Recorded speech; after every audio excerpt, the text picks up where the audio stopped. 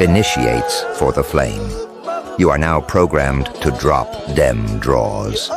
Have you been maintaining your flame?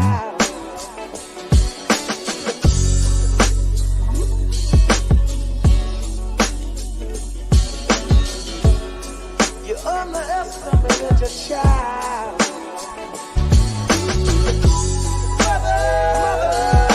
So your perspective on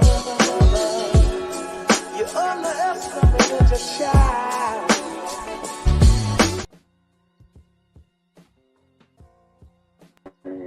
So your perspective on energy is the key that makes it negative or positive. If I was a businessman in a room full of heroin, wouldn't that be a negative experience? But if I was a heroin addict in a room full of heroin, oh, isn't it a good day? So you got the same experience and two different perspectives on what's positive and negative. So you got to look at the concept of negative and positive, as I told you from the beginning, as a concept of something your mind agreed to. That's the science. That's the trick. Your agreements in your own mind. The mind is all.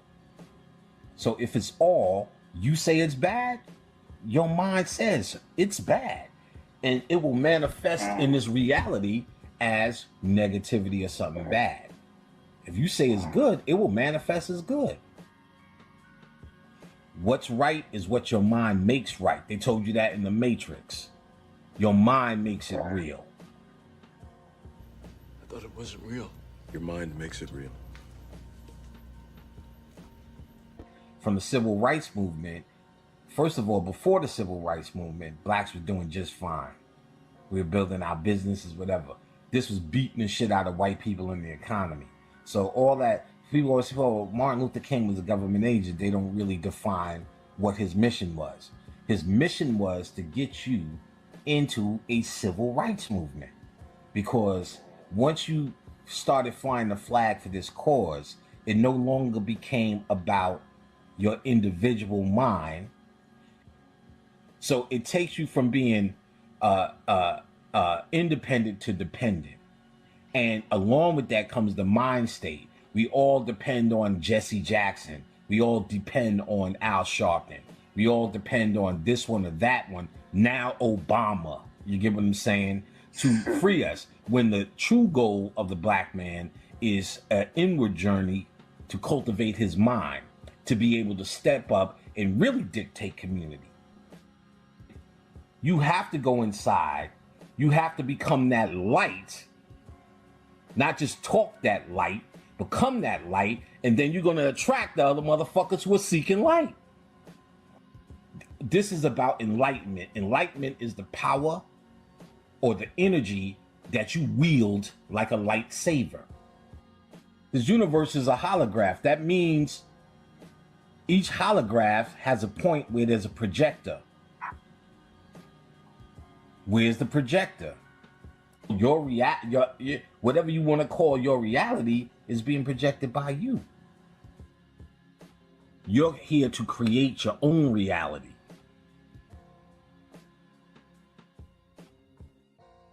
You easy, simplistic ways to meditate, because you niggas pretending that you're deep, but you don't even know that, and I know it. So, as I said many times before, my father taught me how to meditate when I was 8. Philosophy, had his little book game going, the Buddha, the meditative this, the lotus position nigga, and all of this, right? So he was dying to teach us. I was 8 years old. He taught me, my sister, everybody. Of course, they forgot, but one of the things he told us as a kid was think of an apple. Can you see the apple in your head? Yes. Can you feel it in your head? You know how an apple feels. Mm-hmm. And then I would imagine that I was touching this apple. Then he said, bite it and eat it. I imagine I was eating the apple. So I could see it, feel it, taste it. I So how does it sound when you're biting into it, cutting it? I can hear it, taste it, feel it. What am I missing? So I got taste it, smell it. Oh, smell it. So how does it smell? What does apple smell like? Yeah, I can smell it. I know what apples smell like. So what I was doing was experiencing the apple with my five senses, which actually your five senses just sends electricity to the brain. So do you need to sense it for that electricity to happen in the same places? No. You want to start experiencing simple things with your mind in detail. Two things are happening. The first thing is you're starting to focus your mind on one object. And what you're really doing is working on the endless chatter that your beta mind is constantly kicking out. Your mind operates when you're aware, or your conscious mind, with beta waves at a beta wave frequency. When you meditate, it slows down to an alpha wave frequency. And that shuts down the conscious mind, and the subconscious mind, which dictates your reality. It's actually taking the instruction. So as you are focusing and shutting down the chatter on something simple that you've had 100 times, touch 8, at least 100 times, even by age 8 crowd, 100 times, like you're starting to focus as a laser point, and your mind is a laser, and what you're trying to do is stay in that moment longer and longer without the chatter. You move to bananas, bicycles, then you start to do things like visualize yourself in places that you've been 100 times. Your bathroom. I have a bathroom here. So in a bathroom, let's say on the main floor, which is pretty much my bathroom. So I just could see myself in my bathroom. I know the floor, I know the rug, I know the shower curtain, where where everything is, what's in the closet.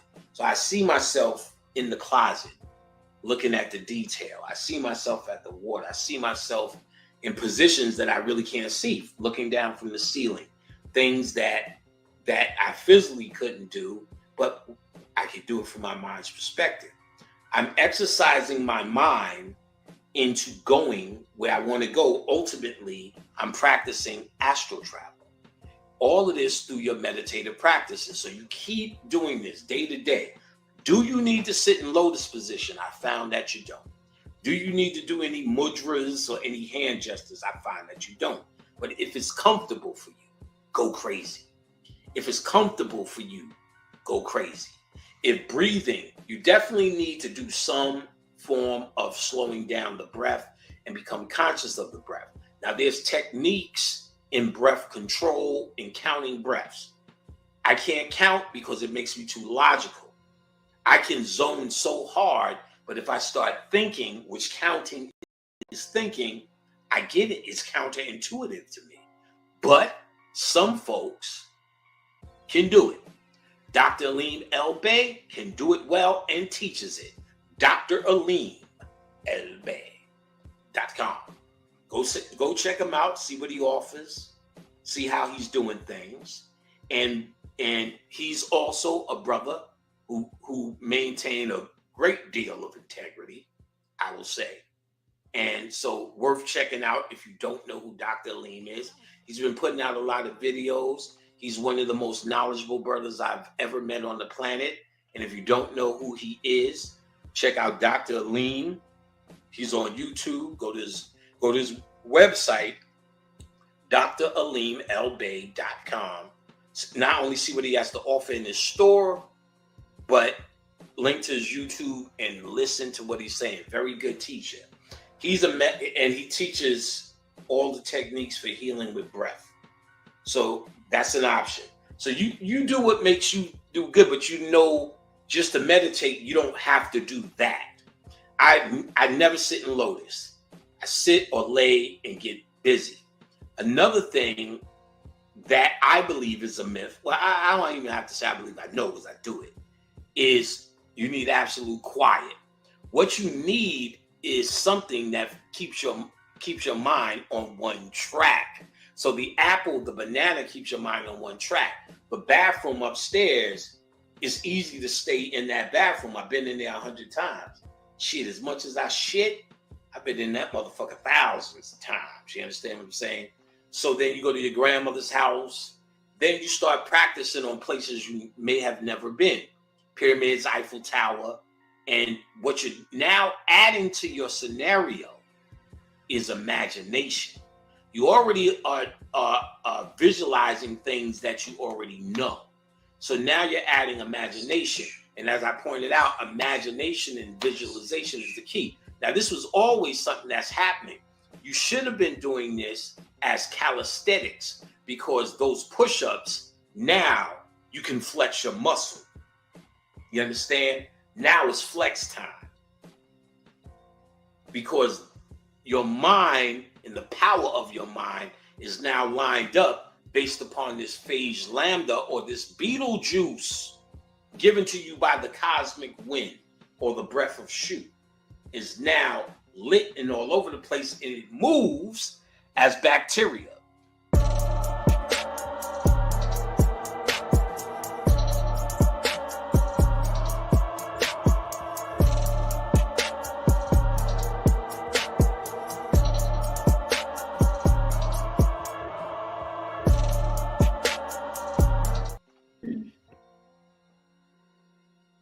Peace to the tribe, peace to the collective. We are back in this thing, man. It's the initiates for the flame up in this thing. Get my boy up here. It's the Hood Mystic representing hoodmystic.com here for another video. We're here to discuss chapter 5, Sense and Sensation of the Mastermind by Theron Q. Dumont. If you want to tap into this PDF, the link is in the description. And do you know what else is in the description? The link to join the Discord, so you can tap in, see all the things we got going, mastermind groups, lunar conversation groups, just a place where people can get together and talk and build. But more on that later. I'm going to have my co-hosts introduce themselves and where you could possibly find them in the internet spaces. Peace. Salute to the collective. Sacred Serpent, Sacred Dark Serpent. Instagram, Twitter, Facebook. Flame on shop. Get your new tropics. Ebook is on the way. I'm very close. Outside of that, I'm really excited about chapter 5. So let's get to it. Good evening, everybody. This is Breeze. Thank you once again for joining us this evening, and join the Discord. My my Instagram handle is at the bottom left of my picture. Type shit. Or video. Peace to the tribe. Welcome to tonight. Be ready for tonight's masterminds group. We got always some fire things prepared. So we'll step into that flame and lock in. And you already know where you can find me at AD_Senpai33, AD_Senpai33, AD_Senpai33. 3 times have a ring to it. That's Saturday. Yes, sir. Before we get into the conversation, it's a couple of things, a couple of business propositions we want to present to you. Of course, flameon.shop. Flameon.shop. Get your number one. This is your number one place, rather, for nootropics, supplements, things of that nature. Supporting this channel, supporting the guys, supporting everybody involved, and then also supporting yourself by tapping into these Flame On supplements where they have the ashwagandha, maca root, tungcat ali, lion's mane. AD, you was telling me something about you could tell the people more or less the revelation or the opening you got to, people getting exposed to the Flame On supplements and why they should, tap into it. Because the things that tell them what you do and then tell them why Flame On supplements work for you and also work for other people. Because not to put your business out there, what place did you finish in the tournament this weekend? First place. Yeah, it was a You submission. think those flame on pills have anything to do with it? I'm just asking. Wonder. Oh yeah. Let me tell you, because I took them before, really, and I got up early, and I feel like I was actually talking about it to my friends, you know, because my friends always get on me like they like, you got your supplements with you. I'm like, yeah, you know, I'm like, did you subscribe to the email list yet? You know what I'm saying? So letting them know, and within that, one of the coaches, he was interested about it, and we talked, and now I got it set up where people can see it inside the dojo and check it out. You know what I'm saying? I got a bottle on site for them. So it's just really what I use it for, especially like I'm an athlete, you know, I always need an extra push. I need something to always help me keep me up. So the Tonga Ali and the Lion's Mane helps me focus, you know what I'm saying, while the ashwagandha helps you with the relaxation and the stress relief. So with these benefits, it just helps me. But I would come across a lot of people who have a hard time staying up. They talk about how they always dealing with focus issues. So I introduced them to Flame On pill because that's something I use for that. Especially being young and always getting distracted, I always use supplements to help me stay focused, especially herbs. And on the low, shameless plug, if you need a little bit of an extra kick in the bedroom, Flame On is your spot. I'm just saying. Just keeping it a buck, man. You already know about that black maca root and that ashwagandha. Have you feeling like a man? Yeah, look, I'm telling you, testosterone. About that, man. You need it. Yeah, we're talking about girth. Pause. Girth. Yeah, you gotta pause that, big brother. You gotta pause that. Well, the link is in the description, famo. If y'all want to tap in, support these brothers as they entrepreneurial in their entrepreneurial adventure, but at the same time, help yourself, do your research, and tap in. They're on sale right now, so you could get them for $40, but they on sale for $23. There's other pills such as Flame On Lion's Mane, Flame Out, Flame Root, Flame Up with Strong at Ali, and then the flagship product, which is the Flame On pill. Support people by supporting yourself.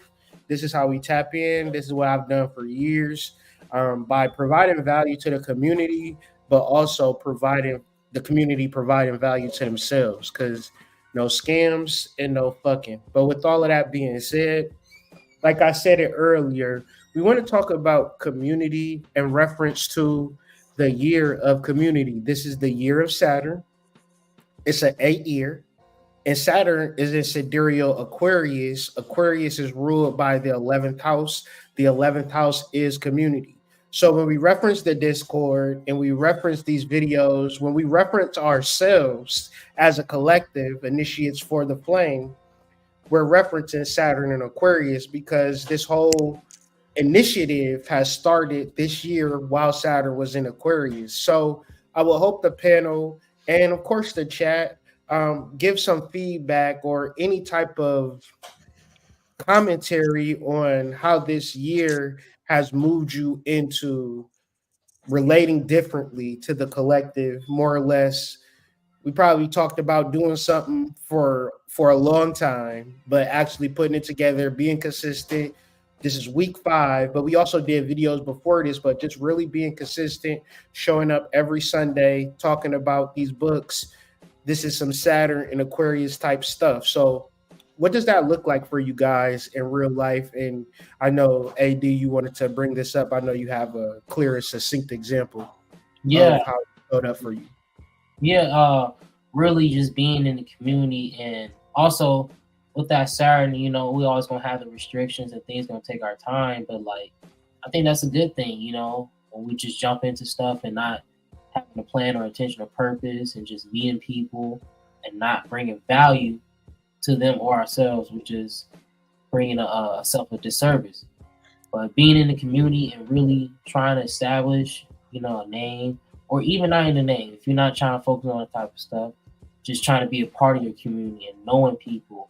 Because really, if you find people, get to know them, you share your mission, and you guys have a common mission, you're going to do the work. And even in what Panic was talking about, you have to build your light up, and you're going to attract more people doing that work with you. So that's where I've just been in, meeting people that's helped me on a mission with attorneys, meeting people that's want to, work and do the study, astrology, spiritual work. So it's been a real nice thing to do the work. Like that's the part about the Saturn and Aquarius, to get your community. You have to do the work for it, to meet the people. Ain't nobody gonna want no person that ain't doing shit. Just saying. How about y'all? Yeah, I feel like doing something where the end result is providing some type of value for a community is a great way to redirect your energy. Sometimes you may deal with frustration, or maybe mad at something, or you might just be real lustful about something. I think the opposite of like anger and lust and me is everybody else. Because I think once you get tunnel vision about yourself in an unhealthy way,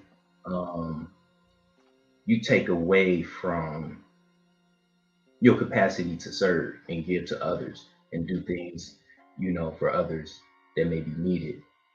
So that's one thing I try to do. I just try to redirect my energy so that I can, how can I help people, instead of thinking about myself all the time. That's what I would say. And then I think it's cool. Saturn is trine the sun, so you got that trine from Libra to Aquarius. So it's figuring out to go from, what I got going on personally to what the collective got going on, and that's how how I relate to the collective, if that's making sense. Yeah. To piggyback off that, it reminds me of like remembering some, like, why you even dealt with a person and trying to deal with that aspect, because when you meet people, you kind of go further into the realm of the relationship. Saturn and Aquarius, where the sun in Libra is like, what was the story behind even dealing with this person in the first place, and maybe that could be recovered, just business or personal, whatever, but like dealing with the inception of your desire to connect with others. Where did that come from? And then where are you at today?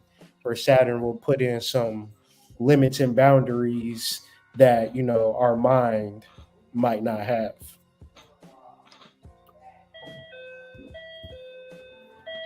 I noticed that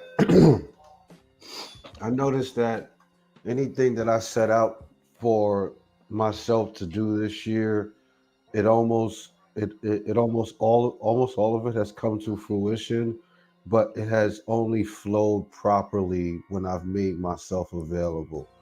And so what I mean by that is, I operate by the model that the best ability is availability to start.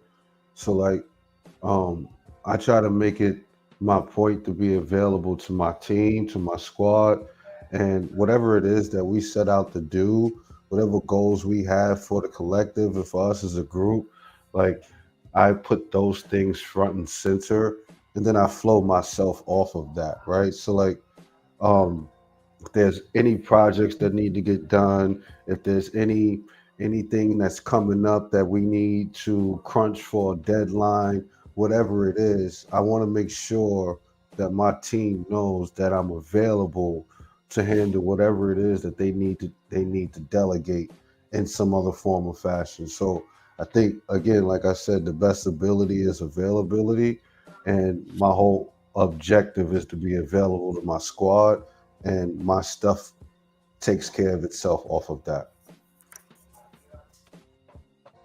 Indeed, man. You need somebody that's like real on your squad, because you don't ever know when you got to be held accountable, or when you slipping, or when you tripping, and you need some accountability on this journey, because people say the mind is all, which is true, but it also have you looking crazy when you're not on a particular path. A path is specific, direct. But also ultimately we should be able to have a conversation in reference to the path and in reference to being direct and coming together as one, as opposed to having 50 people with 50 different outlooks. And at the end of the day, we go nowhere. So Saturn and Aquarius is like, let's make this shit right, as opposed to just coming together. But I feel like we're on the right path. You know, consistency is key. And you never know what it's going to look like week 100. You know what I'm saying? It's going to look way different when you compare week 100 to week 5.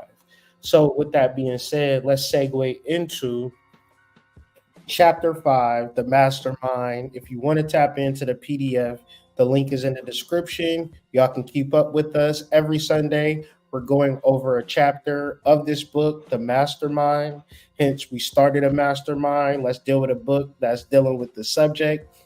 And one of the first, well, what we're going to talk about today, you can catch up with our previous videos. Just look on my feed, look at videos. They're labeled which videos is the mastermind videos every Sunday. But with all this being said, we're talking about cultivating the sensory mind, right? Being a master at understanding our senses.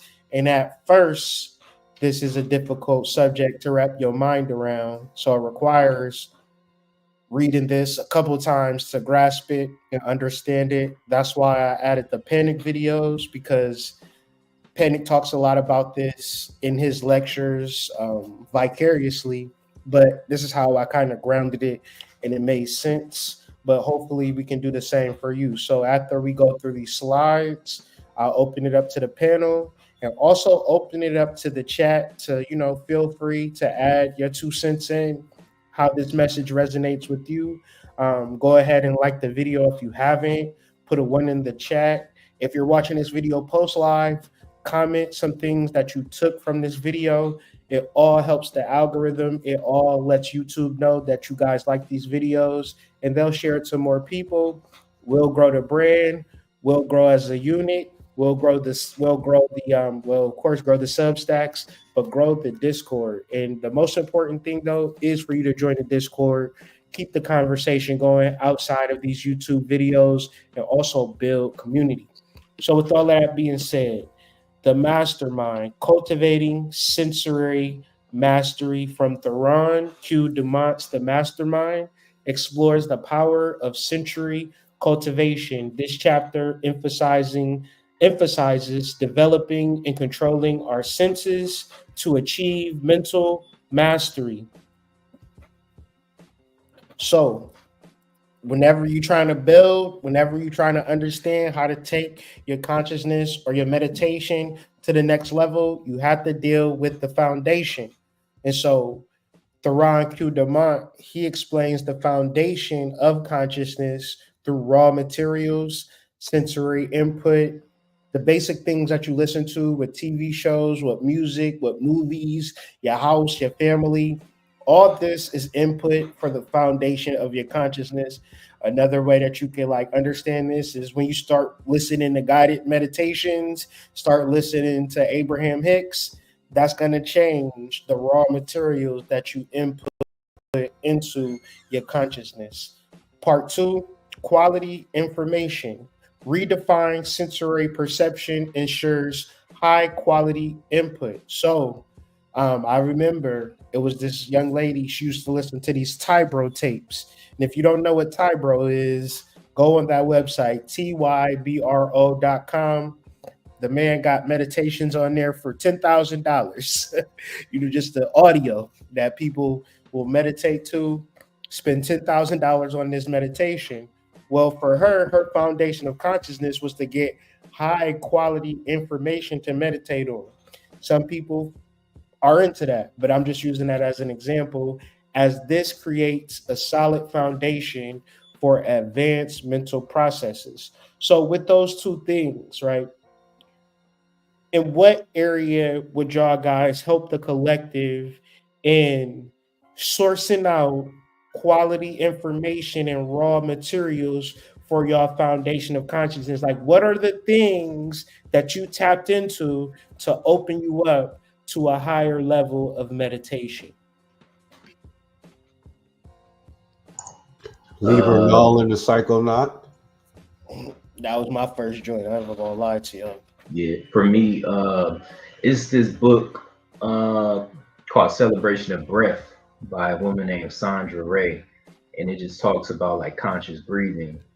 And then it's another book by John Hooks called Rainbow Body Breathing or something like that. And it just talk about like how conscious breathing can help you get to a state of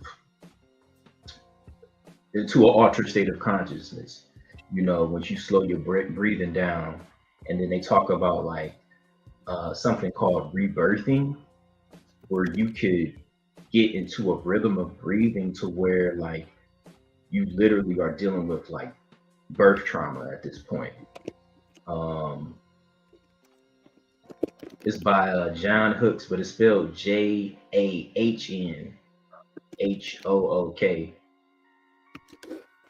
That's yeah, that one. Those two books were really instrumental in helping me like get deeper into my meditations. Um, and now it's like I don't meditate without just like doing a connected breath. And a connected breath is literally like you're actively inhaling through your nose, and then you're allowing gravity to exhale for you. So it's literally just a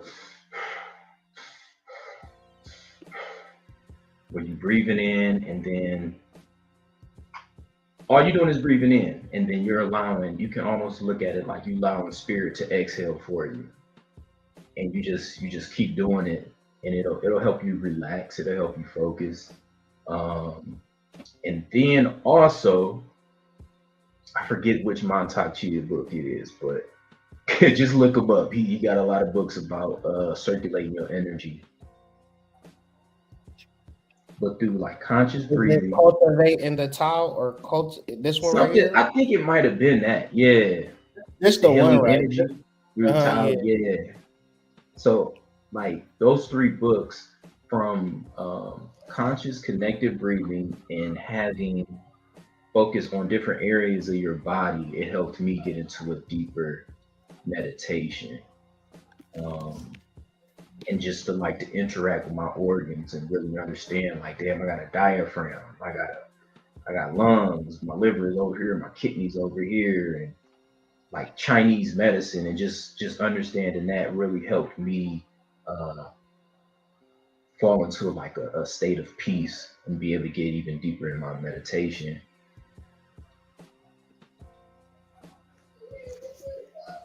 Yeah, I would second all of that. Anything from Mantak Chia, to be quite honest. First, I would say, for me, it was Doctrine and Ritual by Levias Levy, High Magic. Then it was Knowledge of the Higher Worlds by Rudolf Steiner. And then What was that first one, Serpent? The first one is High Magic by Levias Levy, Doctrine and Ritual. Yep. Yeah, that one. And then Rudolf Steiner's Knowledge of the Higher Worlds. How did these books help you? I'm gonna put them in the links. Knowledge of the Higher Worlds helped me understand the combination between astronomy, astrology, and the chakras, how they correlated to the planets, how it all made sense in connecting with Kabbalah. The High Ritual, High Magic book by Levi, it essentially broke down the comparison between the Egyptian temples and the human body. There is a correlation there. The temples were built in the exact compartmentalization of what the components of a human body is. So the top of the temple was considered to be the crown, the bottom of the temple was considered to be the feet, so forth and so on. And then Liber Null and the Psychonaut of course, that basically taught me how to reprogram my mind, reprogram my consciousness. It helped me get rid of the dogmas and, essentially the program that we're all born into. And it allowed me to understand that, I can recreate the program and live amongst my own kind of program, whatever program I choose fit. So I think all three of those books work. If I had to pick one, off the top of my head, I would probably stick with Lieber Null and the Psychonaut, but then Rudolf Steiner would be real close second. But all three work, like as far as taking your mind and your consciousness from what you think you know into the realms of the impossible, so to speak. For me, man, of course, when I really tapped into a microdosing, and the book for me was called The Food of the Gods. We had got into that. That really opened my mind about a lot of things, known as like coffee, teas, and then really, and then that's pretty much it. Like for me, just microdosing, tapping into Terrence McKenna himself. So really understanding that You perspective. ever listen to Kalindi IE? You ever listen to any of his videos? Kalindi IE. Mm-hmm. Mhm. Yeah, if you like Terrence McKenna, because Terrence McKenna, God bless his soul, you know what I'm saying? Got that white boy thing going on, but Kalindi IE is like this on the same level, but he able to go deeper into. Because I know once you tap into him, you're going to just be like, you're going to binge this name. You're going to binge him. So, tap into Kalindi IE too, because if you like Terrence McKenna, he's a Once master. you start, you won't stop.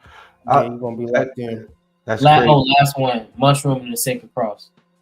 Okay. Oh, that's a good one. I love listening to that on the way. I was one. Did Terrence McKenna come from the Alan Watts school? I'm not sure. They got a lot. I feel like it's the other way around. They got a lot of comparisons. Well, Alan Watts is older.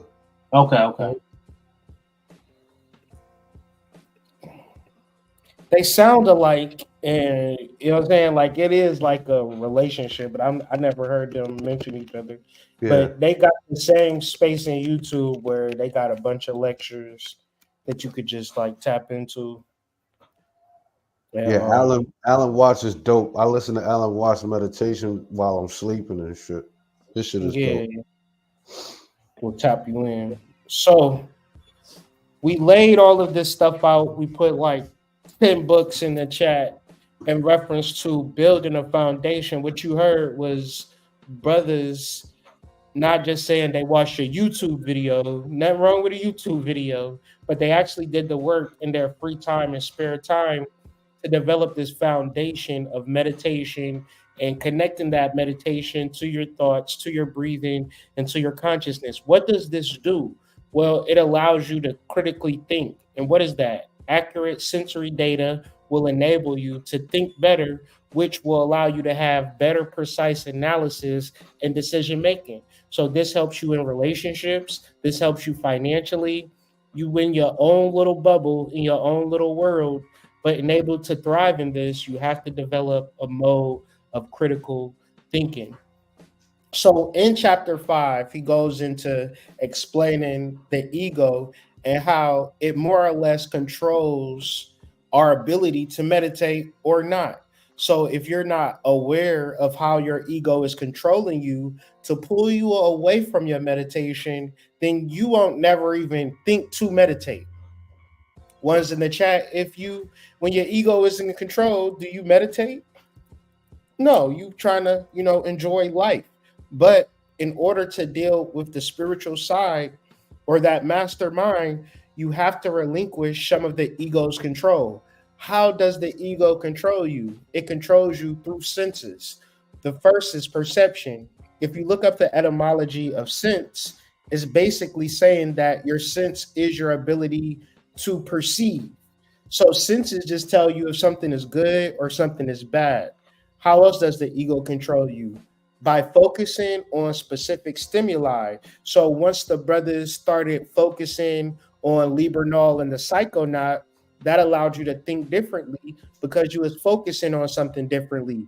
Even to this day, if you focus on the financial markets, you will learn more about the financial markets. If you focus more on meditation, you will learn more in meditation. But the key is the ego in control, or are you doing things to connect to your spiritual side?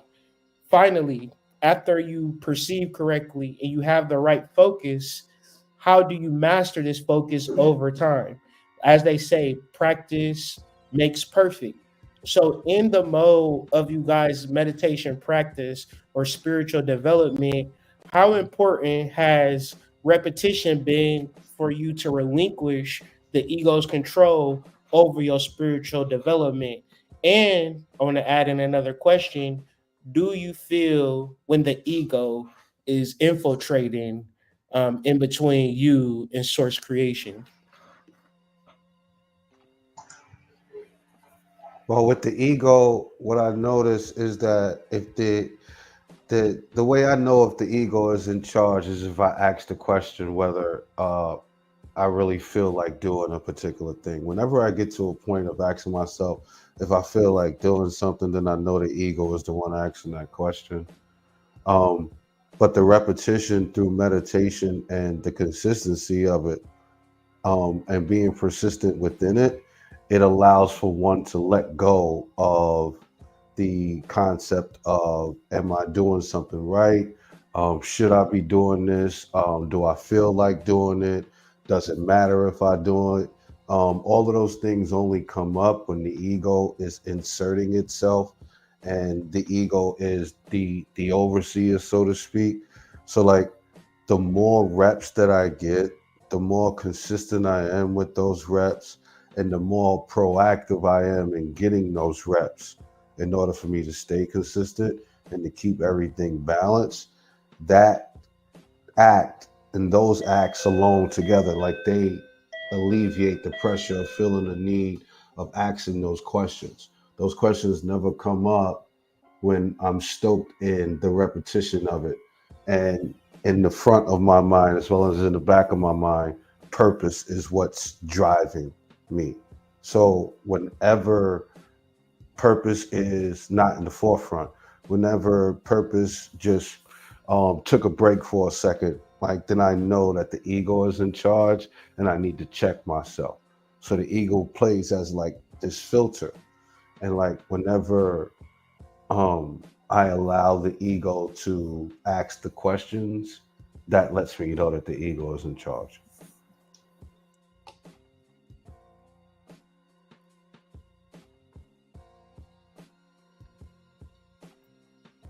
What was the second question, big bro?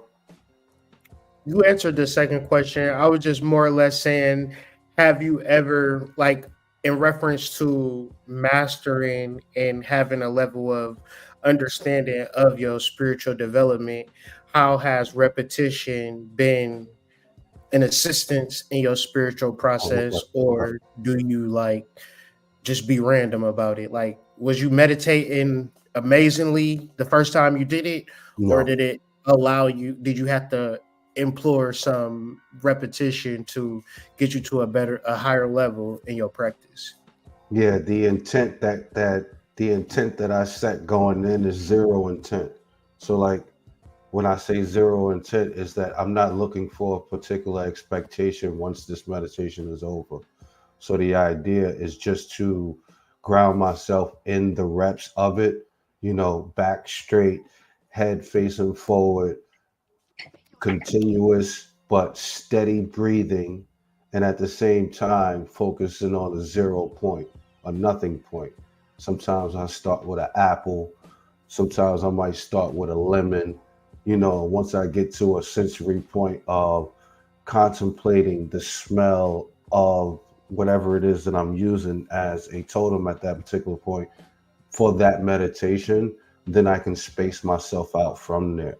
But if I go into it thinking about what I expect to get from it, or I'm wanting to get a particular thing from, or I need something, so I'm going to sit my ass down and meditate. That's when meditation doesn't work. You know, it's never about the ending. It's about the process of it. So I always focus in on just the process of it. Ashe.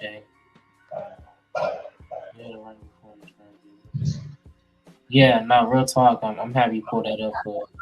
That's what we got into earlier too, and just with anything that you do, you know, you feel like the work, you know, like you do. Sometimes you do all this stuff, and you just wonder like what's going to come out of it. Like I feel like I'm supposed to see something. I'm supposed to do something, and it's all about the action and work, you know, because really that's what we get into that type of words of karma and dharma.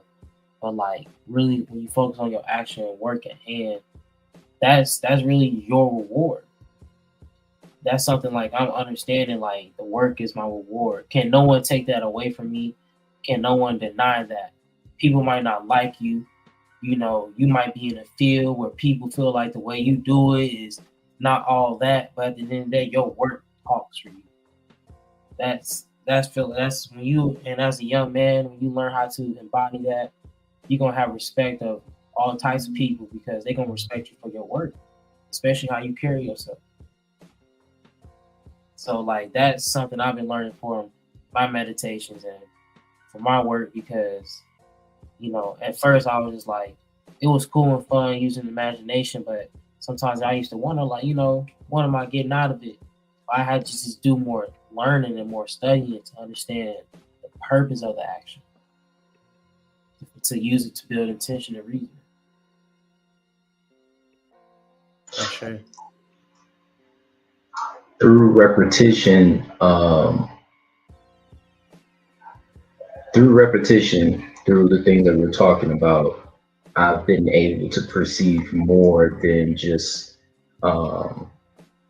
my surroundings. I was able to perceive more of my inner world. And it kind of took away the need.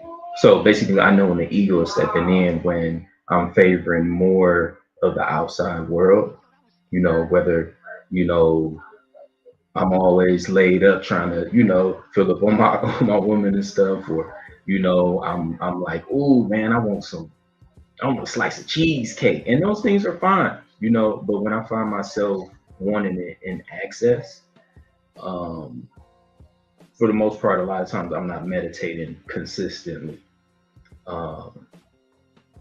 And so, you know, just knowing when I'm doing that, it helps me pivot.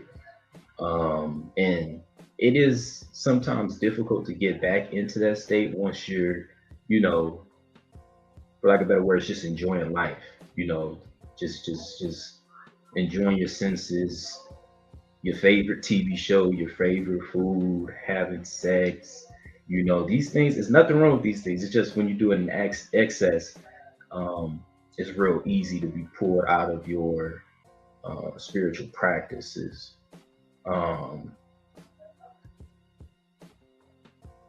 But I would say, you know, challenge yourself to perceive your inner world more, you know, and then from there being able to really build it up. Because I think that's why meditation is so hard. We just don't do it enough, you know. We don't do it enough, and then most of us haven't started until we actually got into our late teens, early 20s. So you think, you know, we've been living a life as a child, you know, just, you know, living in our senses, you know what I mean? Not trying to get a whooping, trying to, you know, do whatever, you know, whatever it is. It was all about this. It was all about the senses. It's all about the outside world.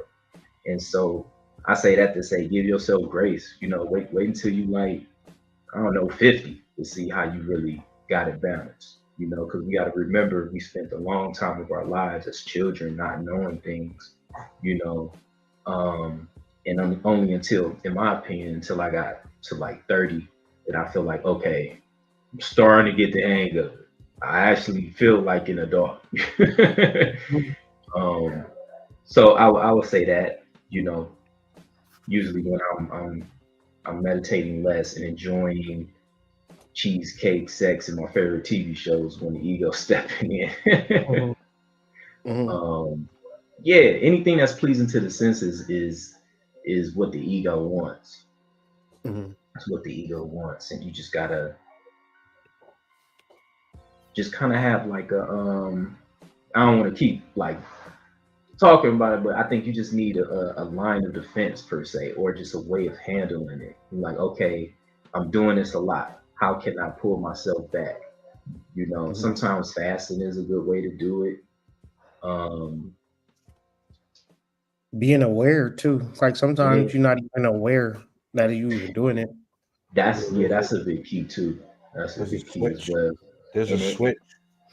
and then because you don't want it to, because when you're not aware of it, then that's when you end up doing too much, you know, and something happened in life where you're like, damn, man, what was I thinking?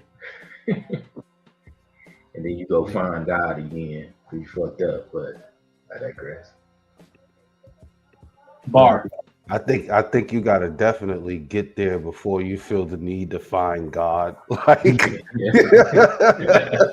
once you get to that point, it's like essentially over. Like you need to just restart like everything.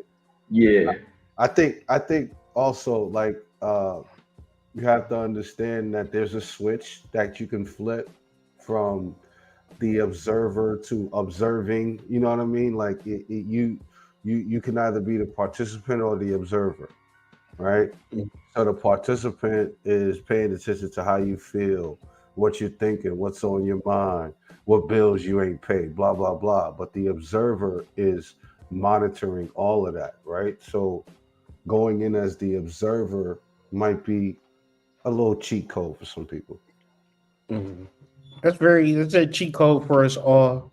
If you can observe how you feeling, it's hard for you to feel something that you observe, right? But if you feel it and you just need this cheesecake, if you just observe yourself like, damn, this fat ass nigga want a cheesecake. It's a shame. You know what I'm saying? Like you just observe yourself being goofy. Like I just see myself just being a goofball, and I'm like, okay, like I've been just really fasting for like the past week, like strong. And it's like, all right, by week 7, I just remember how much of a bitch I was at week 2. Like, you know what I'm saying? Like I Ooh, was so weak at the beginning of it, but the longer you do it, it's like, why haven't I just fasted for my whole life? You know what I mean? Why do yeah, I need to just eat all of this shit for? It's like I look better, I feel better, more energy, clear mind, all of these types of things. But it's like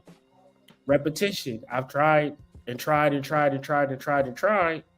But at a certain point, I get better with the effort. So, in reference to the mastermind, I want us to kind of center back into what we ultimately want. And then ultimately, how do we get it in reference to the ego? Because the ego is going to say, I want a cheesecake. I want to lay up. I want to go to the movies. I want to go to the store. I want to watch TV. But in your heart, you might say, I need 100K real bad. You know what I mean? So at a certain we point, how do you deal with establishing a mastermind and having the focus? I'm gonna add something to this because it's something that's been working for me. I've been doing journal work on growing up, reliving situations, once again, with no desire to sort nothing out. Just looking at it and the freeing up of the energy in my subconscious mind brings me to the ability to where, as of right now, I'm back to studying the charts every day. And I know that the thing that brought me to this is realizing that I was operating on my grow up program.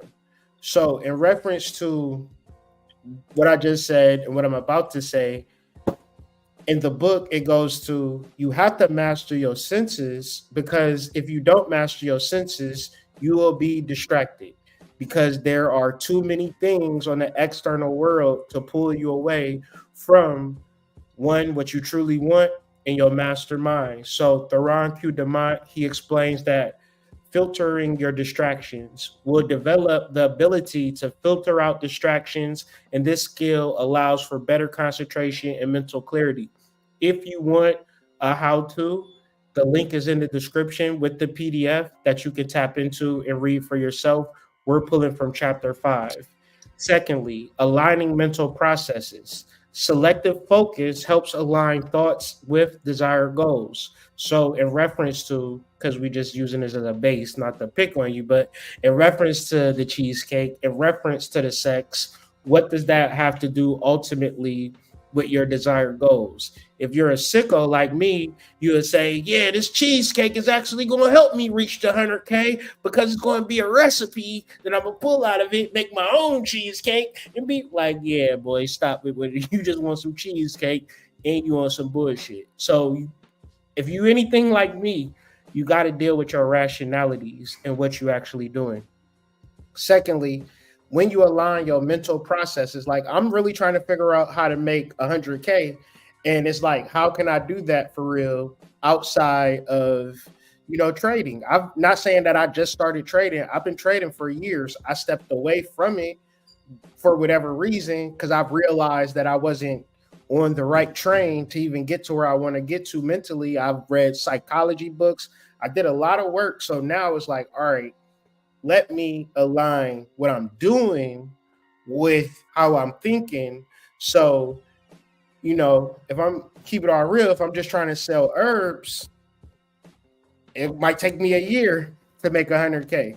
But if I'm serious about this currency trading, learning more about stocks, things of that nature, and get good at it, that to me, if I do it right, will be my way to get into my financial goals. However, if I'm not focused on it, it won't happen. So in previous times, I was fucking around with this shit, could have made a lot of money, but I had other shit going on in my life. So if you want to get some tools, you want to get some different things, because I'm telling you, this book has been helping me improve my fucking life. So at a certain point, it's a free PDF in the description if you want to look at some ways to help you with these filtering distraction, aligning your mental process, developing enhanced concentration. Read the book, go through the book. So open it up to the panel. Have you ever been in a space where you focused on something and brought it to manifestation, but you've chosen to focus on it?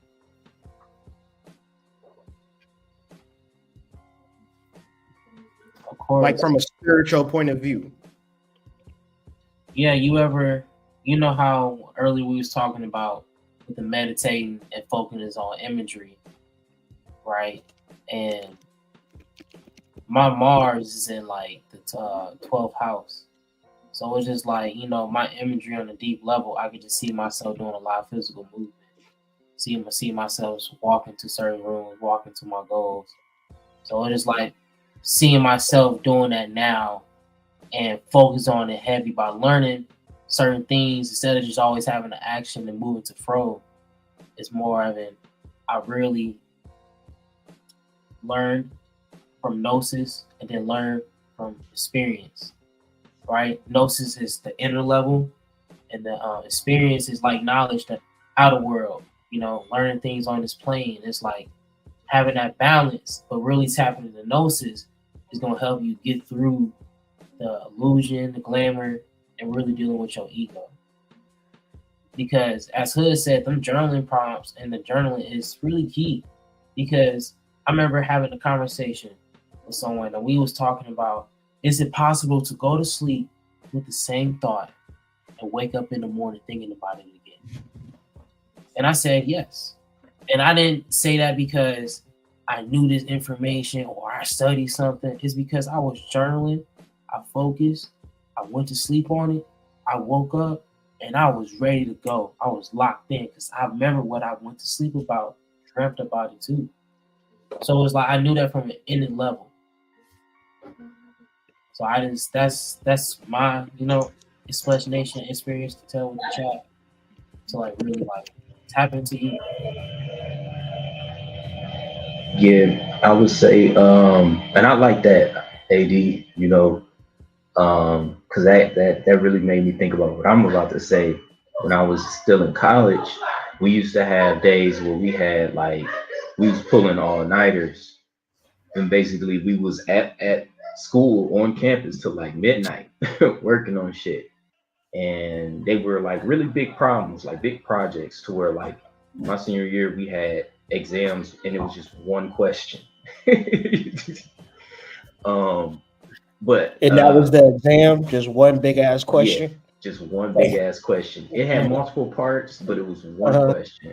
Uh-huh. And I just remember some days just going to sleep, going home, just going to sleep, and then waking up like, oh, I need to check, check these variables that I set. Did I check the correct variables? Or maybe I should ask the professor this question, because a lot of times if you ask the right question, you'll get the answer you're seeking. Sometimes we don't know what to ask. But I would say like sleeping on it, can really help you solve that problem. It's almost like you asking a spirit to help you with it. Or at least guide you to be on the right track towards that answer.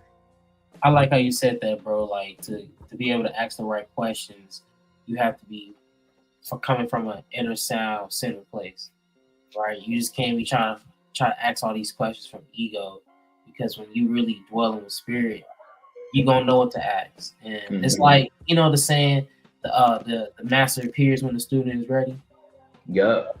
That's how your questions gonna come, just when you sit and dwell in the spirit. I heard another quote like that: the master will appear when called upon sincere. So we are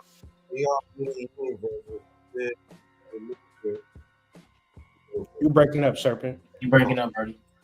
Hold on.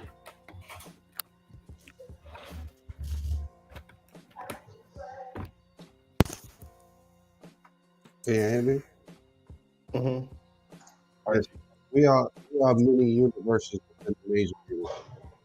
So the thing that I think is fascinating to me, has been fascinating to me on my spiritual journey, is knowing that, like Breeze said, you ask the right questions. Not only does the universe provide the answer for you, but the universe is actually working for you to receive that particular thing, if you know exactly what it is that you want. So like, I'll just say, just for last year, what I wanted was, I on a small level, I wanted one of the Beckys on this job. I got her. I did not mean to make it a major thing, but I did get her. On another level, I foresaw this panel. Like, I foresaw a panel of 4 spiritual brothers, like just spiritual brothers. I didn't know it was going to be 4, but I foresaw a panel of guys that came together in a collective to start something that was bigger than themselves, and that manifested. And also, I foresaw the entrepreneurial spirit that I had within me that I never brought to fruition. That also manifested itself this year. So I could say that almost everything that I thought about 9-10 months ago when we planted these seeds has come to fruition. And the only consistent thought that I had this whole entire time throughout the process was just keep working. Like, it was never do it Monday, Tuesday, Wednesday, you're gonna get your thing on Friday. Like, no, it was never any of that. It was just about continuously working, getting the reps in with these brothers, and being available. So like, that's what I think, that's what I had for this year, and that's to answer your question about manifesting into reality. I got a video that I want to play. It's like 1 minute. It's loading up right now. I'm about to play it though. Processing. This has to be one of the most bizarre but brilliant mindset tricks I have ever experienced. You can train your mind to solve problems for you while you sleep. Thomas Edison, the famous inventor, every night before he went to bed, he would look at what he was working on in his laboratory, and he would literally write down and say out loud, "Subconscious mind, while I sleep tonight, I want you to solve these 5 problems for me and tell me the answers when I wake up." Guess what? Thomas Edison woke up the next day. His mind had been going to work and solving problems in his sleep. It's not hocus pocus, it's just how your mind works. The subconscious mind runs 95% of all your thoughts and feelings all the time below the surface of your conscious awareness. That's your opportunity. Make a request of your unconscious mind. Whatever problem you're working on, write it down, say it aloud, and ask your unconscious mind to solve the problems while you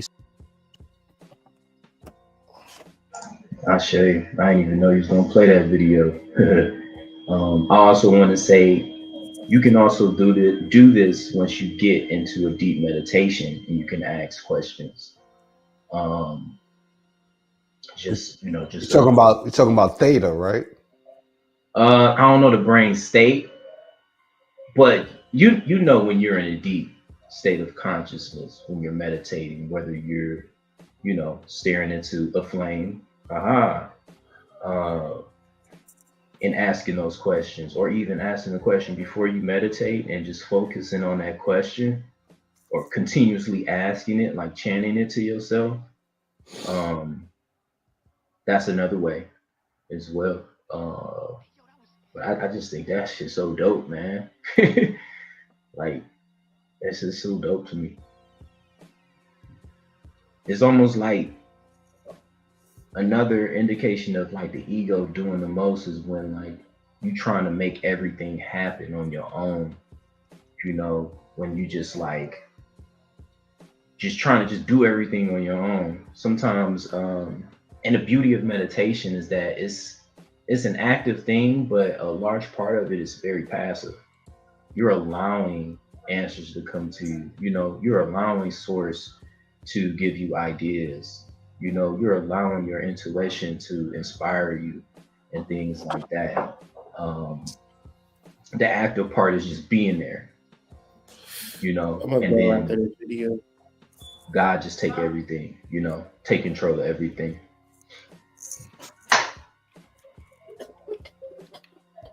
But I just think that shit's so cool, man.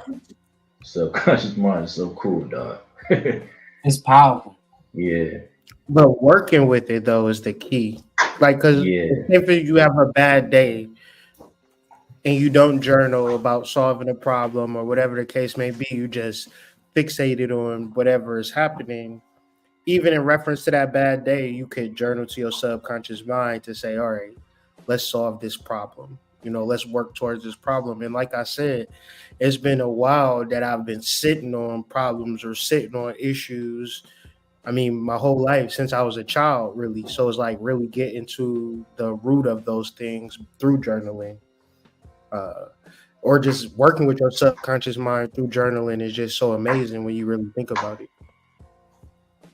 Yeah, it's the theta waves that makes your brain the theta phase is where you're the most adjustable. Okay. So alpha is the relaxed wakefulness and delta is the deep sleep. And what I think is also fascinating is that Brother Panic used to say this all the time. He's like, the subconscious mind is like the movie theater screen that never turns off. And the conscious mind is just like that front rear view mirror to your car and shit. Like it's only accountable for but so much, but the subconscious mind is keeping everything running at the same time, and at the same time protecting you from the shit that you deem unworthy or negative or traumatic. So like I think that's why I had gotten to that concept of playing lectures and listening to certain speakers while I go to sleep, because I would wake up the next day and like the lecture would be in my mind, bro. Like I'd have words a part of my vocabulary that I haven't even looked up, but I understood them when I heard them. So like, the fascinating part about that transducer in your head, that brain, is that ultimately it's a conductor.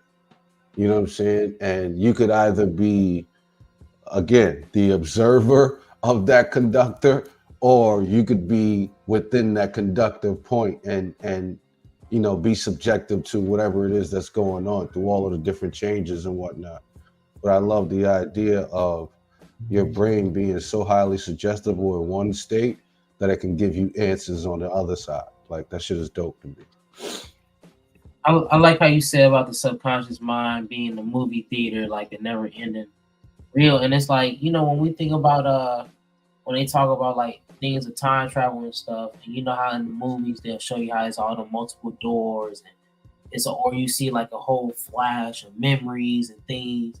You know, I always seen it as them explaining how the subconscious mind works when you tap into it. You know, from a dream perspective of lucidity, or you know, really meditating. Today when I was training, my phone alarm was going off, and there was like somebody's phone ringing. And I said, "Oh, I think it's mine is alarm." They said, "What you got alarm at 10 o'clock for?" I go, "Oh, I do reality checks." So I will look at my hands, count my fingers to see if I'm dreaming or not, and that helped me build lucidity to activate lucid dreaming. You know, they was like, "Damn, for real?" I was like, "Yeah." I was like, "You can even, you know, your wallet, grab your wallet, put a note inside your wallet, set an alarm. Every time your alarm go off, go inside your wallet. If you can read that note, then you know you're not dreaming.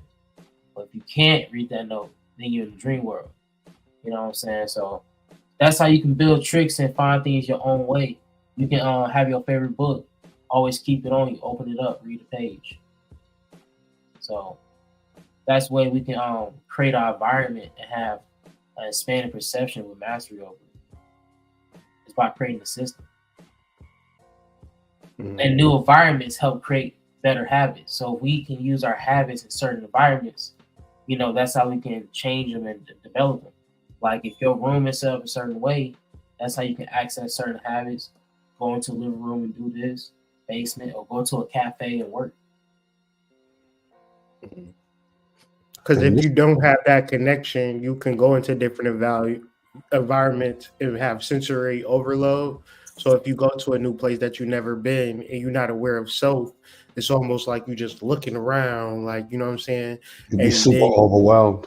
Yeah, you lack awareness. So learning how to be aware, you'll actually change the environments from within. But we have a lot of power in reference to our psychic nature.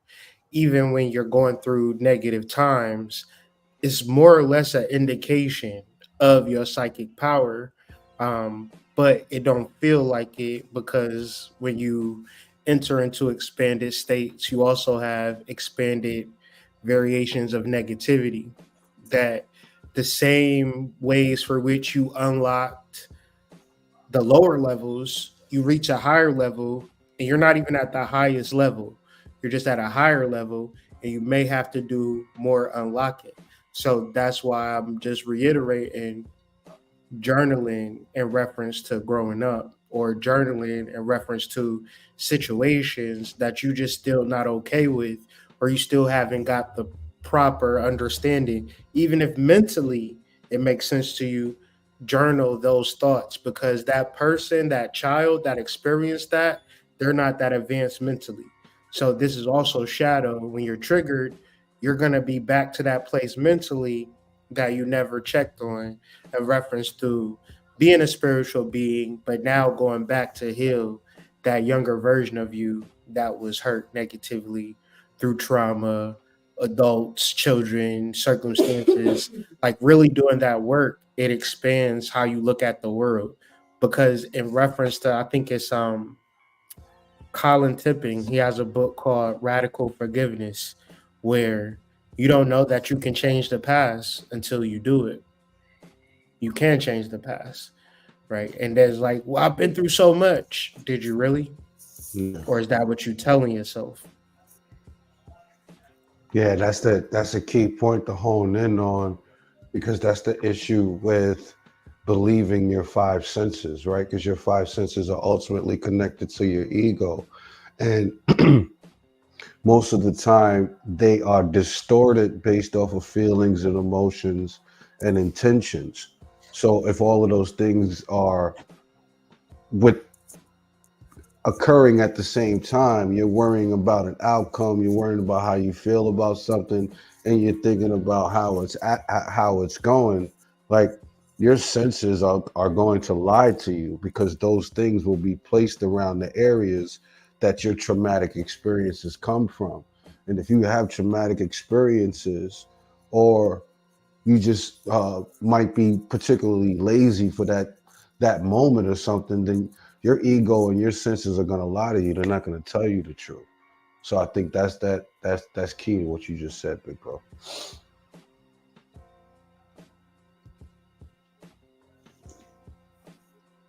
Really, just no question on this slide. Just really opening it up for, do you feel the ability, or do you feel life outside of standard five sense perception through the modality? Because, and for the average person to get to this level in the book, Sense and Sensation, like, this is the point. Like, the fifth chapter is kind of where it separates from information to practice. So that's why I said it gets a little difficult, especially when you're talking to people where they just been reading, watching YouTube videos. But when it comes to, like, do you meditate? Have you ever lucid dream? Have you ever astro traveled? Have you done these things? Are you finding it capable to understand your spirit world or your dream world and things of that nature? Do you understand what spirit is talking to you? Things of that nature. Is never that, right? It's always, I just like the information, or I love your videos, or you look good, or, that video was good, or whatever the case may be. And it's like, did you expand your perception, right? And I'm just like, I'm pretty sure that, the people that I'm talking to have expanded their sense awareness, but just kind of elaborate or elucidate what that looks like and feels like to you in real life, to the audience who, may have never even thought to go outside of their five senses. I believe that you can expand your perception to the point where you can do anything that you see in a Marvel movie. I believe that you can expand your perception to the point where you can walk through a wall. Now, I ain't got there yet. But I think it's just expanding your perception of the non-physical world is how you're able to do, like, physical miracles, for lack of better words. Because if you can't think of it, it's not possible, right? But if you can think of it, if you can create some type of, this is how it would happen in your head, then it makes it real. And I know a lot of times we talk about, visualizing ourselves in that car, visualizing ourselves with that job, or that type of, above a lot of bins with two Tatalicious, But I mean, I would say that you can visualize yourself talking to ancestors, that was walking the earth 2,000 years ago. Why can't you? But it's all about expanding your perception of the non-physical. You may even be able to heal yourself of sicknesses non-physically, because they always say the physical is the shadow of the non-physical, of the spirit world. And the physical world is the end result of whatever is happening spiritually. So think about yourself being able to just completely just be in the spiritual world with everything that you do, and everything in the physical would align, and it makes me also think of, like, how earlier in my spiritual journey, how ignorant I was of like the non-physical aspect of my existence, you know, because you kind of just feel like, oh, it's just shit just happening by chance. But I think once you really build a non-physical understanding of yourself, understanding the reality, then you can start doing shit, you know, that you just dismiss as just magic or that person just gifted, or, you know, I think it's just something that we forgot about, you know, and we don't do as much. That's why it just seems impossible or hard, or, you know, people don't even speak about it. Because I really think that's all there is your perception. When you think about God got the ultimate perception. You know? So yeah. Just Yeah. tapping into that. Yeah, no, for real, I like that. And you know, speaking on changing perception, somebody was talking to me about how they was using microdosing to change their perception. I think the perception, I'm sorry. And understanding like their views and seeing how things are different in their eyes, and you know, and then it also made me think about the Hangman card. But the one thing they were just like worried about was just like, you know, like using things for the right things and having the right type of mindset. And I'm like, if you have the attention, you know what I'm saying, and you know what you're trying to do with everything you're doing, it has a purpose. You know what spectrum you're going to be on when you write it within yourself about that. So it would just open it up. And I thought about the Hangman. You know, he's upside down hanging, but you know, to me, it's like seeing a different perspective, opening yourself to a different light, different eye. You know, and also something spiritual. You know, diving ourselves in that spiritual realm, the spiritual literature, because that's what's going to help us. Well, the crazy part is the card that I drew for today was Junon, you know, the high priestess. And in terms of the major arcana ordering of the cards, you know, the high priestess appears in a sequence as soon as the fool decides he wants to develop his innate powers. I'm going to say that again. The high priestess appears in a sequence as soon as the fool decides he wants to develop his innate powers, making a move towards becoming a magician.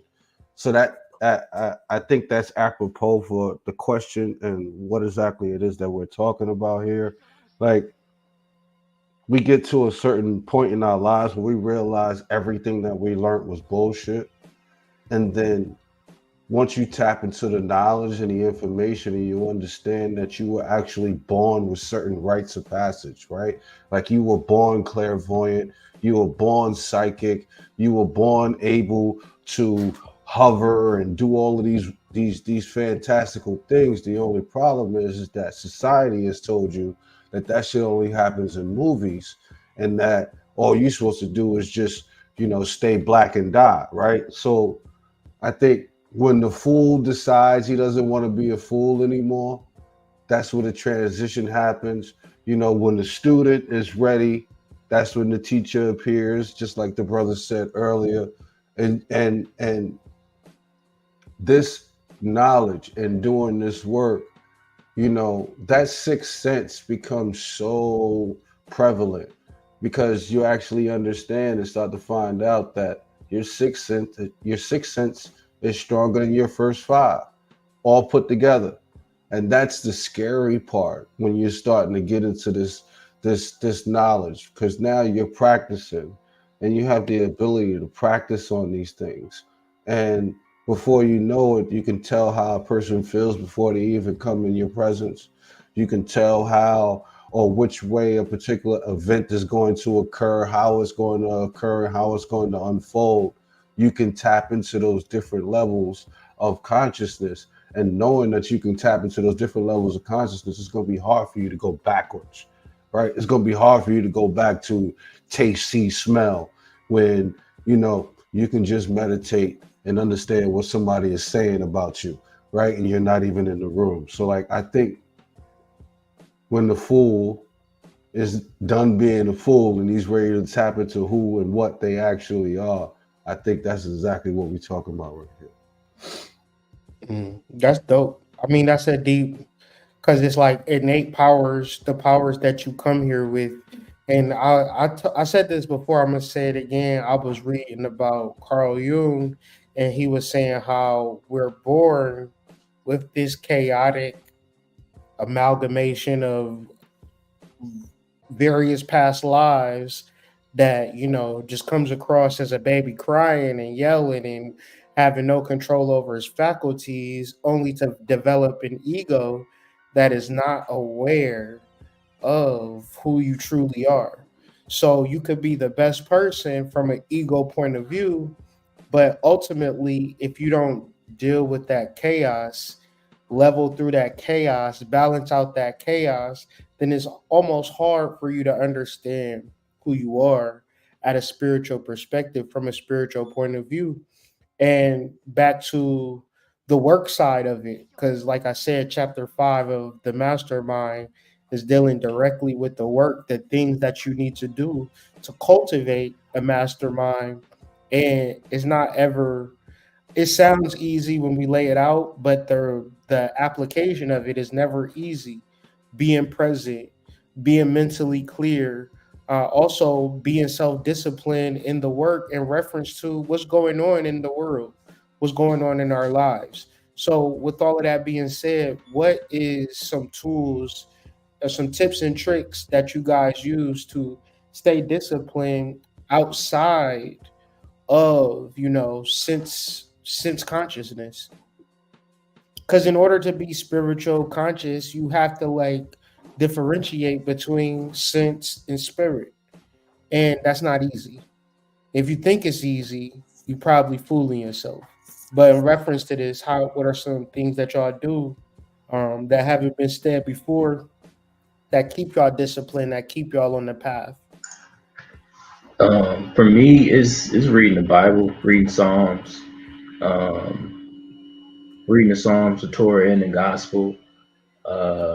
It just helps me remember the hierarchy that is the Most High, my soul, and then my ego, for lack of better words, and it just helps me keep stuff in that order. And it reminds me of like, what is the role of the ego? What is the role of the soul?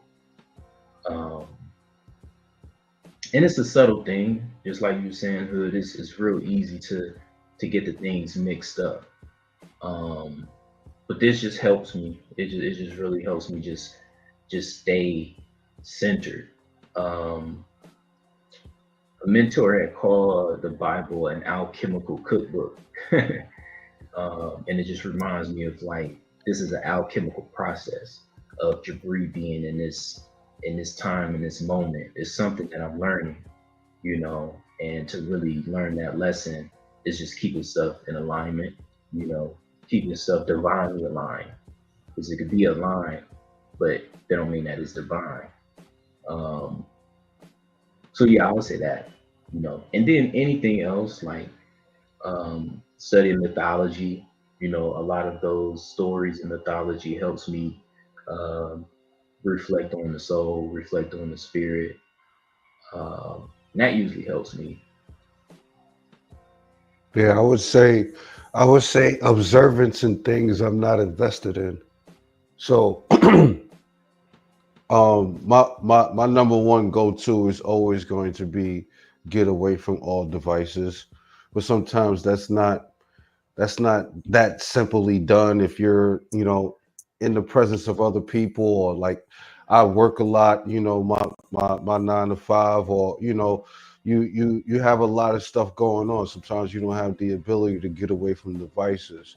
So I would say the participation in anything that doesn't have my investment, my personal investment in it, at being able to observe without reaction. And also my go-to is something super freaking random, something that I hadn't, thought about or done in a very long time, if ever. Go and do that thing and put myself completely into that thing, whether it's um, rafting on the lake, uh, jumping in a random pond, like, you know, anything that can take my mind off of the regular mundane atrocities of the day, you know, that thing right there will completely recenter me and reground me. But 9 times out of 10, I'm getting away from all devices, and anything that, like I said, I participate in, I'm not investing in personally. I just won't. I felt that, and my thing is like when I realized that, I can change the aspect of my being with a thought alone makes me really like focus in because that really determines my future. I never realized how much my elders and the older people around me always try to let me know that my mental and my thoughts alone really plays a real importance in my life. I've seen the greatest men do fantastic things, but I have seen them fall just because when their mental straight has failed them or their mind has been attacked. It's been so many things where people have fallen because their mental is not strong. So, being in this mastermind group and really thinking about that, is this going to strengthen me? Is this really helping my mind grow? And sometimes we have to really focus on that because we're always going to have our vices. We're always going to have things. But it's like Reed said, it's really learning like you got to put a hold on things, have a focus. So it's just like being in that space alone, realizing every thought can change the being of my body. I really focus in on that. Dope, man. Make sure y'all like the video. Make sure y'all subscribe to the channel. If you haven't, make sure you join the Discord. Join the Discord. Approaching 200 members. So we appreciate y'all for tapping in. And we're going to grow this thing to 1,000 by the end of 2024. But with all of that being said, like I'm saying, we're referencing The Mastermind by Theron Q. Demont. If you want a free PDF of the book, please click the link in the description so y'all can keep up with us. Next week, we'll be looking at chapter 6. But in this chapter, he's given some practical exercises to bring you into focus, right? That what is focus doing? It's eliminating sense consciousness. So sense consciousness is everything you experiencing, everything you thinking, everything you know about the external world represents sense consciousness. And the reality of that is that it is very, very limited. So in order to tap into a level of expansion, you don't find it externally. You find it through repetition, focus, awareness, and understanding. So he listed some practical exercises such as sensory meditation, where whatever is happening, it just becomes a blur, right? You don't fixate on one thing or certain things. Brother Panic, where we had an intro video to him earlier, stated, not in the video, but in one YouTube video, that's actually what I was looking for. He said he was on the train every day and he would meditate to the sounds of the train. So it's not always about quietness. However, it can be, because even a complete silent meditation would be better than just a regular meditation. But just accepting all of the senses, not even closing your eyes, just open your eyes and just let everything be, is a way to tap in. Mindful observation. A good book would be Mindfulness for Beginners or something to that effect, is by Jon Kabat-Zinn. But just being mindful, and what that means is just utilizing the 5 senses of your mind. You can see in your mind, feel in your mind, move in your mind, do all of these particular things without moving a muscle. Developing this, observing this, being aware of this will allow you to focus. And finally, he listed sensory deprivation. My friend, he have a whole place with all of the tanks, all of the different things that, bring you into these certain states of minds, meaning that it's probably a place you can Google sensory deprivation tanks near me on the internet and find one near you and maybe that will help you into focusing into your spiritual development and who you are at a spiritual level. These are just some practical exercises, but I know the guys on the panel have things outside of Theron Q Demont, and I'm sure y'all out there have things outside of Theron Q Demont. But at the end of the day, just knowing that exercises is not going to save you. Applying the exercises will. So, with all of that being said, fellas, what are some practical exercises that you could give to the family or the tribe or the collective to help them be more focused in their spiritual development and meditative practices? Blindfold, sit still, and keep your eyes wide open. Again, blindfold, sit still, and still keep your eyes wide open under the blindfold. It'll teach you to incorporate all sounds. It'll teach you to incorporate all sensory feeling on the skin. It'll teach you to be patient and be completely aware of your environment. Also, take the blindfold off and stare at a particular point, and stare at that point as long as you can possibly stare at it without blinking. And if you blink, you start all over again. See how far you can go. See how far you can stare at a thing without losing your focus. That's just two to start. An exercise you can start off with, as I like to do, is you can either do Vision Quest or you can go hiking and give yourself a quest through that, you know. And I like to have fun and well, not fun, but I have fun hiking, of course. But what I'm saying is that I'll microdose too.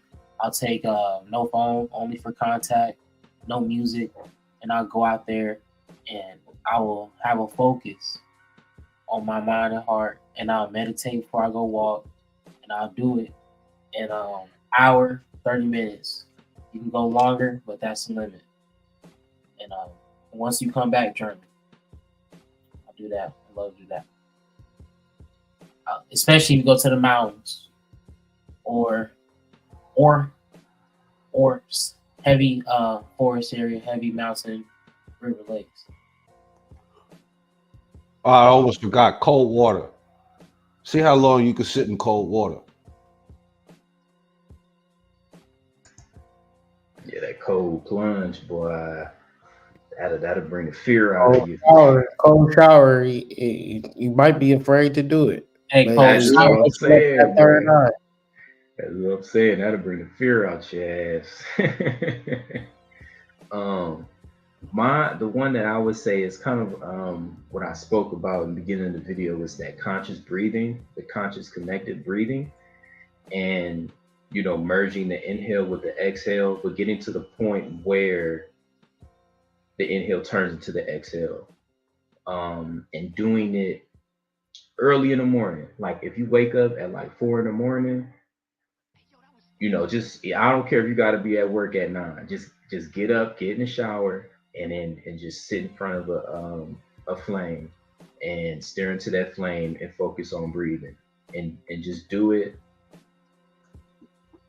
Just keep on doing it because it'll help you get into a deeper meditation. I found that early in the morning, the mind is very impressionable. And I remember just thinking like, well, if I get up in the morning to go to work and that's what my mind is the freshest, why don't I do something before work that's for me before I give my energy to my job, So, and that's just a way of me putting myself first. And so that's what I do, but I got to be at work at 6 in the morning. So I get up at 4:15 and do all of this. And when I get to work, it's kind of like, I checked in with my ancestors, I checked in with my energy, and for the most part, the day fly by, but yeah, just search, do some YouTube searches, check out that book, Celebration of Breath, because it's all about connecting your breathing. Understand that you're breathing in prana. Understand, or for other people, it's the ether or the Holy Ghost, the Holy Spirit. That's what the breath is. So God is always around, you know, and breathing is literally letting God flow through your vessel. Um, yeah, it can be a calming thing in any situation, and you can do your connected breathing anytime. You driving, you showering, you in conversation with somebody. You can just go ahead and the key is that the inhale is active, like Sekhmet, and the exhale is passive, like Bass.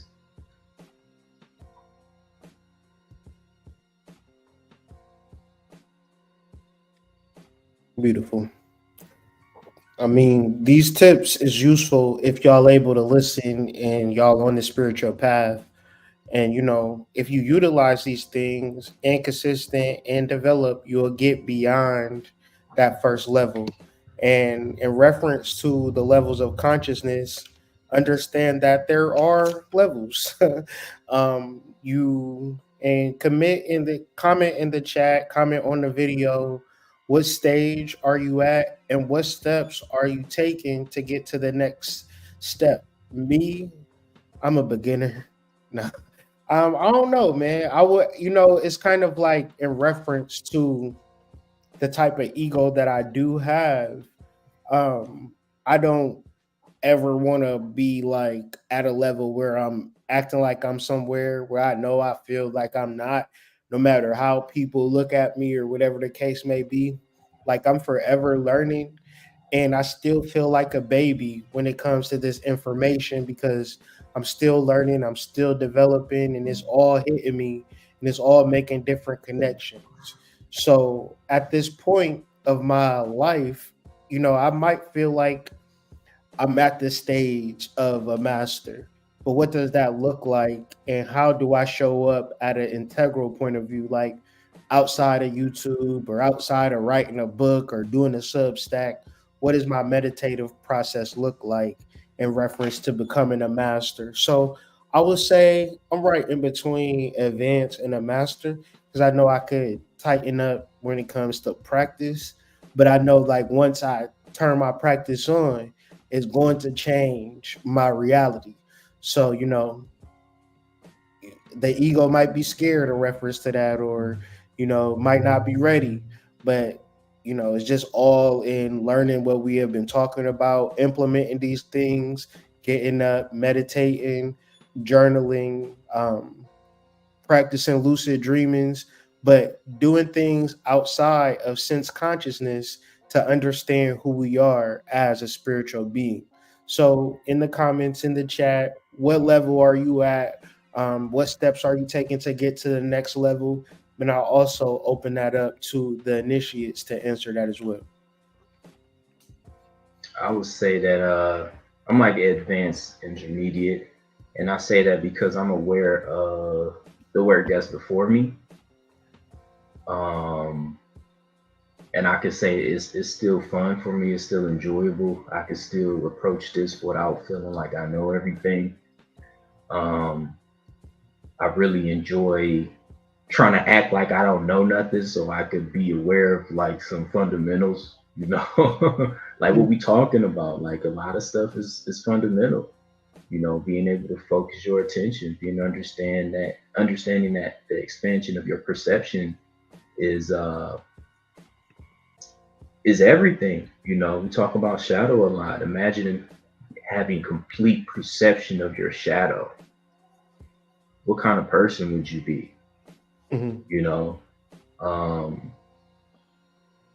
your positive shadow, like the person that you're supposed to be, and you but understanding when it's growing. You know what I mean? Understanding where it's something that's trying to hide.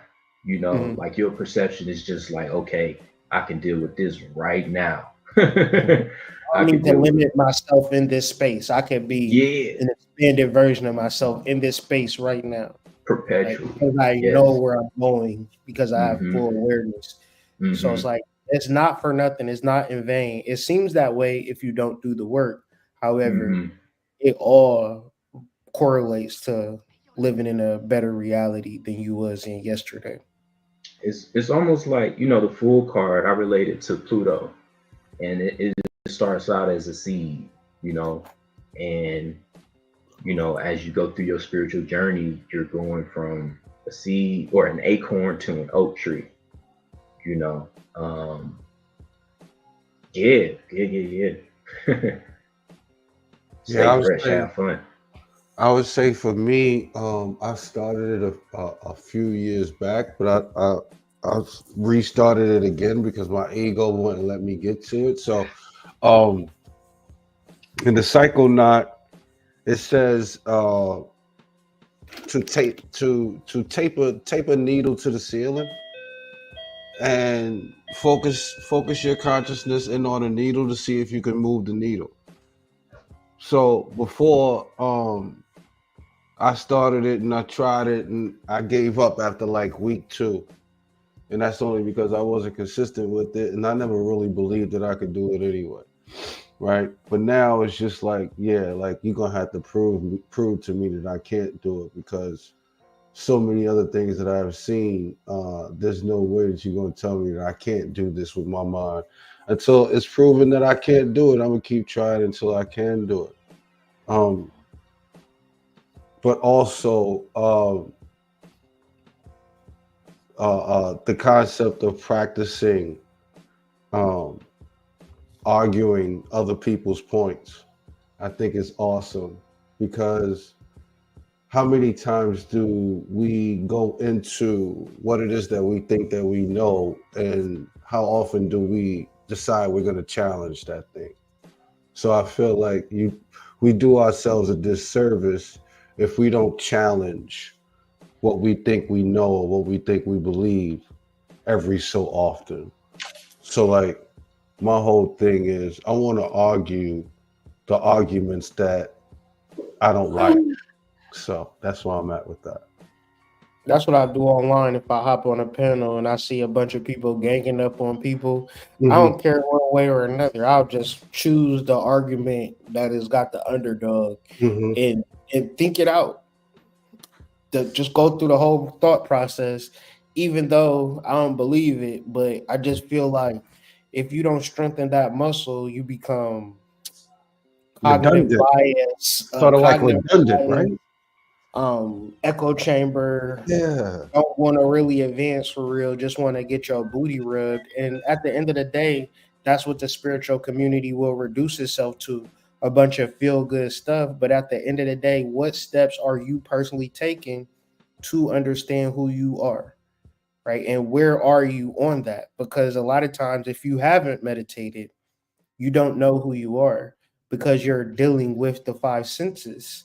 And the 5 senses have nothing to do with who you are. So any level of expansion that you see comes from being able to go deep within yourself and pull the truth out and then show it in reality. This is who I am, and this is what I'm going to prove to you based upon self-development. And that's ugly. It's gruesome. It's hard. It's difficult. It's boring. It's none of the booty rub words that love and light shit. You might have to burn some sulfur, right? You might have to burn some rue. It's a lot of different things that spirit is going to tell you in reference to doing cleanup work or banishing work that don't have anything to do with love and light.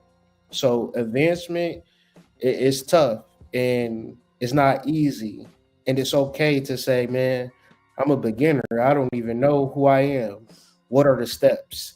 We laid out 8 books, more than 8 books if you listen to the video.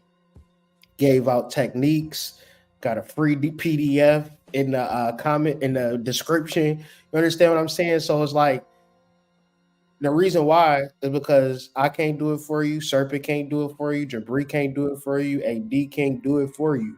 Having a conversation, giving you the material. People like Panic, Brother Bobby Hemmett, this is what they did for us. Even though we didn't read the books, they for sure gave us the books to read and do our due diligence and grow. Maybe we couldn't afford the books. That's why we in this new age, you can download free PDFs. So with all of that being said, what work are you willing to do to grow and advance in reference into who you truly are and developing your mastermind, not your slave mind, connected to the ego?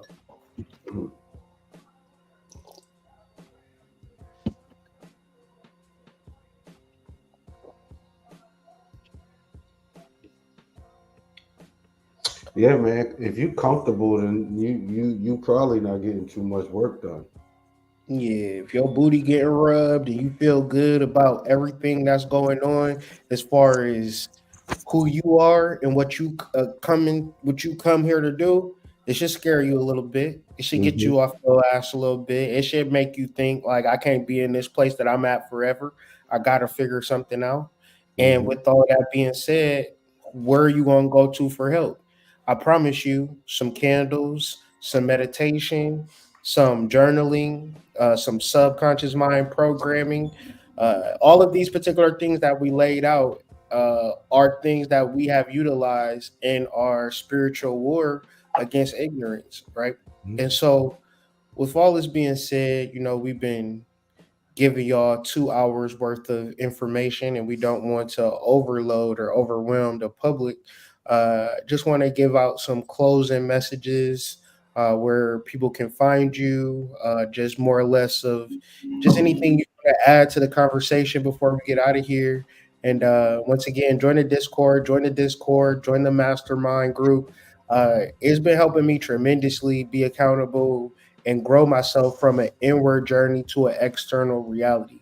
So if you're looking for breakthroughs, and know it might not seem like much, but please join the Discord, join the mastermind group, have conversations outside of yourself, receive feedback, and just be direct. Yeah, I would have to say that my intrinsic values have heightened, and my extrinsic values they're almost non-existent. You know, every day is about the collective and what we can do to bring the collective forth. Every day is about maintaining and sustaining the flame. Um, the importance of it, the importance of the work that we're trying to put forth to the people, the importance of helping each and every single one of these brothers as well as myself get our individual projects done. Um, yeah, Sacred Serpent, Sacred Dark Serpent. The collective is what I'm about. Um, I am very, very grateful for the space, the time. Like I said, Ashe to your ancestors, known and unknown, but also join the Discord, join the Discord, join the Discord. Um, we got products for everything. And if you got a product you want to bring to the forefront, just let us know. You need some help getting that thing off the ground. Cooperation is better than competition. So put yourself out there. Maybe you get what you need back. Ashe. Ashe, man. Ashe, that was tough. But also, when y'all join that Discord, introduce yourselves. You know what I'm saying? Let us know who y'all is. You know what I'm saying? Don't come in there with your hood on. Come in with your mask off. Mask off. You know what I'm saying? But thank you for tonight. Thank you for joining us. Like and subscribe. You know what I'm saying? Comment. Let us know your favorite part about the video. And when you join that Discord, let us know what's up. Check us out at flameon.shop. And get at me at AD_senpai. And get at me at Grappling with AD. Check out all my content and my upcoming tournaments. And also my upcoming videos for YouTube. Much love to y'all.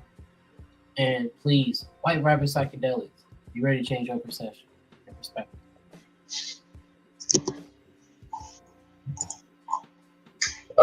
So my workbook, Moon Day, A Practical Approach to Astrology, will be available for the masterminds this week. And by the end of, this upcoming week for the Discord. And of course, the initiates is going to get the rough drafts to make sure everything is copacetic. And yeah, man, any type of project you got, it's very helpful, the community that's in the Discord just to keep stuff rolling. You know what I mean? Because, we in a day and age where we got a lot going on, and it's important to just being able to at least, invest 30 minutes into whatever your goal is. Some days you might have 2 hours, but it's about that momentum, keeping it going, keeping it rolling. So, join the Discord, join the Discord, join the Discord. Yes, sir, man. Hit me up on the Instagrams at the Hood Mystic, hoodmystic.com. White Rabbit site, 25% off sale, goes all the way till Monday night. So if you want to tap in. Columbian Exchange, everything on there is 10% off. No promo code needed. Appreciate all y'all support. Watching this video, liking the video, sharing this video, subscribing to the channels, joining the Discord. All of that is great, and we appreciate you. But at the end of the day, the most important thing is that you do the work for your motherfucking self, right? Because we cannot do the work for you. We could just, be in communities that inspire us to want to do the work for ourselves. Because if you're around a bunch of people doing the work, it's hard for you to not do the work, right? But if you're around a whole bunch of people that's drinking weed, and I said drinking weed, drinking liquor, smoking liquor, or I said smoking liquor. Listen, it's that I'm on that side. It's some juice with THC in it out there, though. Drinking weed. I know some CBD liquor about there. Somebody drinking weed somewhere. Somebody drinking some weed. So if you want to really get around people that's doing this work, join the Discord.